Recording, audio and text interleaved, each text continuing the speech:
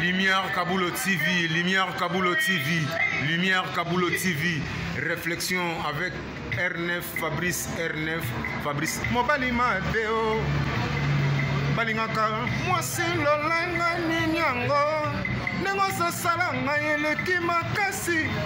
Kaboulo TV yo, Lumière Kaboulo, réflexion. Réflexion, double CD Fantomas, Mayo. Il est là, il a toujours. Il s'abonner, chaîne les amoko. Ça c'est dit, je m'en vais s'abonner. Bon, mon yango, YouTube, to zawana, moko gaga. Réflexion, trop bandela. Réflexion, lumière Kamboul, Yangwana, balai qui est ça la biso bien. Tous en ciment pour et ça la G. Bongo, toujours. Je me Arlette Paulo, je suis à Angola. Je vais poser une question. Pour l'année, je vais dire que moi, c'est un dako à comme mon colo. Bango ba malibana kolinga bana mike.